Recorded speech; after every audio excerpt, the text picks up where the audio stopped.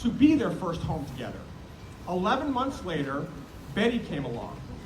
After an eventful 2 years of marriage, a new baby girl, the Whites moved to California as her father pursued his career as a salesman of industrial electronic parts.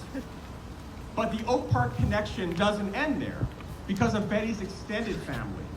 Betty's dad, Horace, had one sibling, Emma, who married Hugh James. Emma and her husband, Hugh, lived with her parents in Austin at the time Betty and her parents left for California.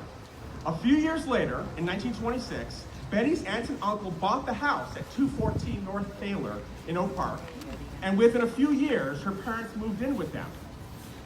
Both her grandparents and her aunt and uncle lived in that home until they all died over a period of years, with her uncle the last to die in 1965. They evidently were a close extended family with these deep roots for 40 years in Oak Park. In a 1989 letter to the Historical Society, Betty White recalled visiting and staying with her aunt, uncle, and grandparents in a house on Taylor Avenue on multiple occasions when she was growing up. She didn't recall the exact address at that point, but had fond memories of those visits back to Oak Park, even incorrectly assuming that she had been born there as a baby, but that was her birthplace, because it was the family home associated with her extended family and from her childhood.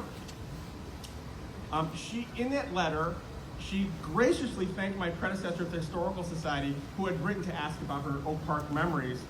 And she said she so appreciated the interest and responded very quickly within a few weeks and enclosed a bio and photo for our files.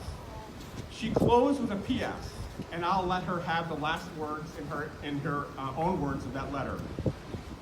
P.S. I'm always careful to explain that I was born in Oak Park, not Chicago.